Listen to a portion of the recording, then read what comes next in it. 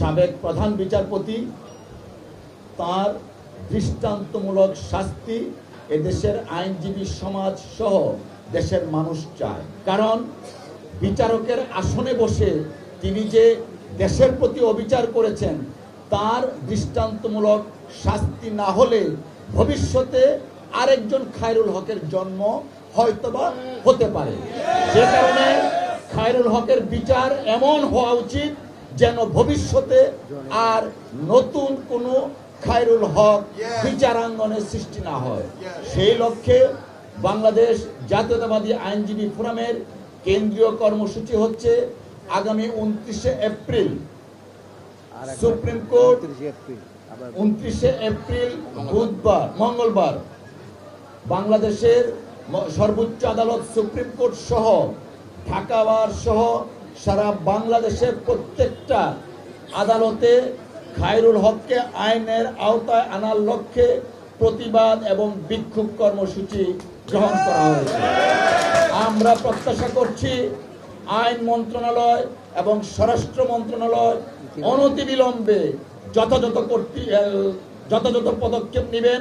অন্যথায় বাংলাদেশ জাতীয়তাবাদী আইনজীবী ফোরাম আইনজীবী সমাজকে সাথে নিয়ে আরো কঠোর কর্মসূচি প্রণয়ন করবে। যে সমস্ত মাননীয় বিচারকগণ হাইকোর্ট ডিভিশনে এখনো আছেন তাদের ব্যাপারে কিন্তু আমরা বাংলাদেশ জাতীয়তাবাদী দল বিএনপির পক্ষ থেকে বিএনপির সংগ্রামী মহাসচিব প্রধান উপদেষ্টার সাথে সাক্ষাৎ করে কিন্তু আমরা একটা তালিকা দিয়েছি। আইনজীবী সমাজ আমরাও কিন্তু বারবার বলেছি, নামের কথা যেটা বললেন, এই লিখিত যে সংবাদ সম্মেলনের বক্তব্য এটা সহজেই অনুমেয়।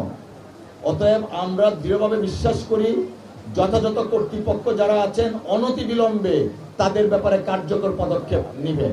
জনাব খায়রুল হকের বিরুদ্ধে অভিযোগ সর্বজন বিদিত, গণতন্ত্র হত্যা করেছেন, দেশের মানুষকে তিনি হত্যার জন্য প্ররোচিত করেছেন তার রায়ের মাধ্যমে এবং স্বপ্রণোদিত হয়ে দেশের সংবিধান গণতন্ত্রকে তিনি হত্যা করেছেন।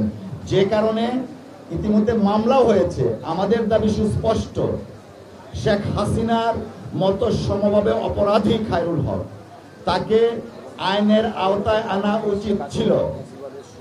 আইনের আওতায় এখন পর্যন্ত আনেনি বিধায়ী আমরা আইন মন্ত্রণালয় এবং স্বরাষ্ট্র মন্ত্রণালয়কে দায়ী করছি।